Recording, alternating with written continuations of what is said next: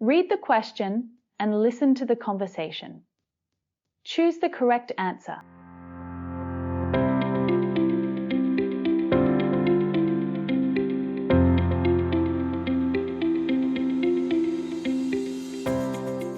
Hello, I'm Rob. And I'm Beth. In this programme, we're talking about money. And Beth, as the old saying goes, money makes the world go round. You mean it's very important and lots of things couldn't happen without it? Well, we all need money. But have you noticed how our money doesn't seem to buy so much these days? Yes, I have, Beth. It seems like consumers, like us, are being hit in the pocket at the moment. And by that, I mean we have less money to spend. Now, I'm no economist, but I know this has a lot to do with inflation, the increase in prices of things over time. It's a big problem globally. And Beth, my question for you is about inflation. According to one report, what was the annual inflation rate in Venezuela between November 2017 and 2018? Was it A, 130%, B, 1,300%, or C, 1,300,000%? I'll say B, 1,300%. OK, we'll find out if you're right later on. But let's talk more about money and inflation now. Around the world, prices of things are rising more than normal. And more worrying is that prices keep going up. Two things in particular are increasing in price: energy, like gas and electricity, and food. These are things we need and depend on. So what's causing the rises? There seem to be two main reasons: the COVID pandemic and the war in Ukraine, which has reduced the supply in things we need.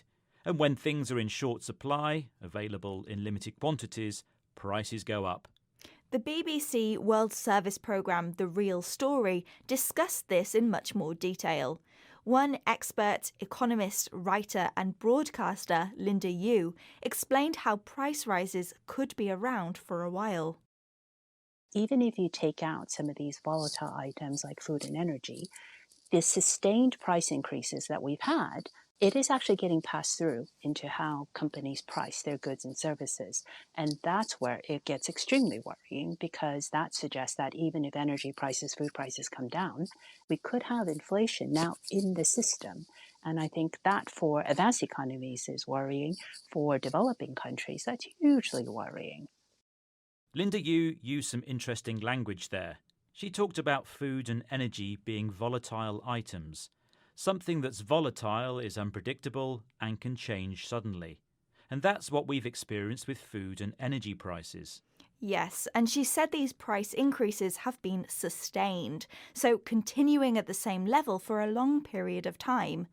But Linda Yu says that even if energy and food prices eventually come down, companies will pass on the extra costs they've already faced by charging more for their goods and services. And this could cause inflation. There's that word again. Continuing price rises aren't good for anyone, but especially for people in developing economies, countries which have industry that's less developed and have lower living standards. Another possible consequence of inflation is recession. This economic term describes a situation where a country's production starts going down, people's incomes go down, and unemployment goes up. This all sounds like a very bleak economic outlook. So what can be done? Well, that's the million-dollar question, and economists are trying to work it out. Speaking on the Real Story programme, economist Vicky Price gave an overview of how to control inflation. One of the things that actually is most effective is by slowing down demand. And if you increase interest rates, what you do is you discourage people from borrowing, whether they're individuals or whether they are businesses. And of course, the economy starts slowing down.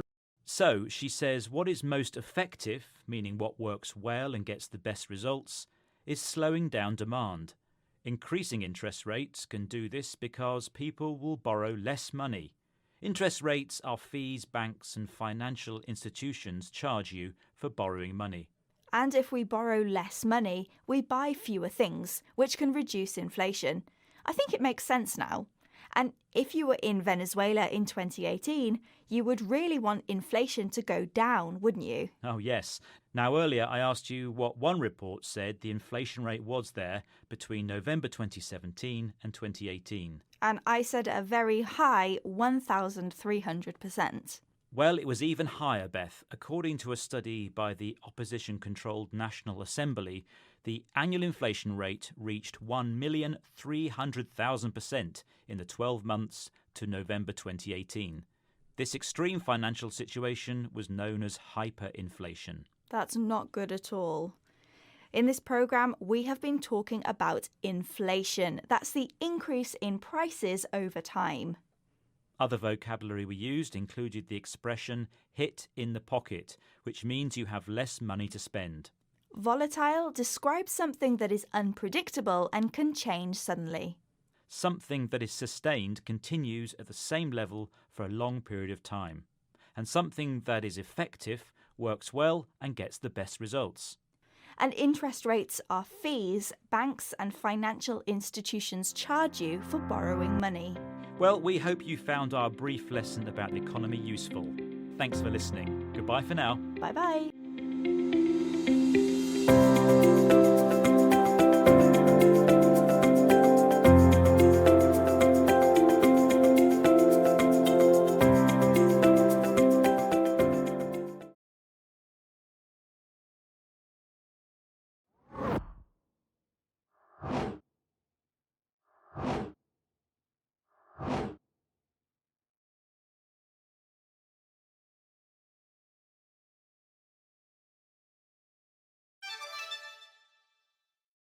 But I know this has a lot to do with inflation, the increase in prices of things over time.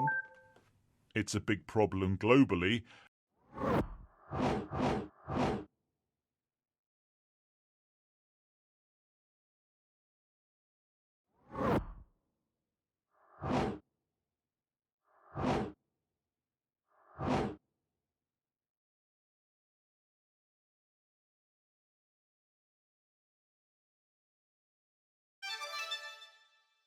According to a study by the opposition-controlled National Assembly, the annual inflation rate reached 1,300,000% in the 12 months to November 2018.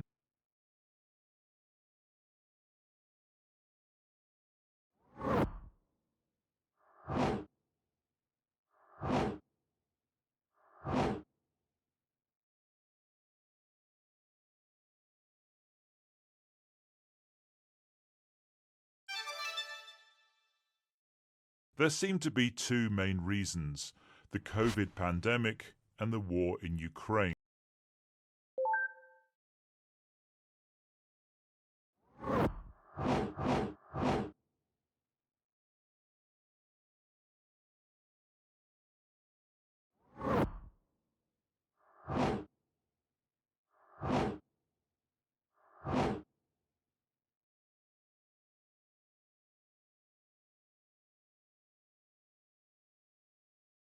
Food and energy being volatile items. Something that's volatile is unpredictable and can change suddenly.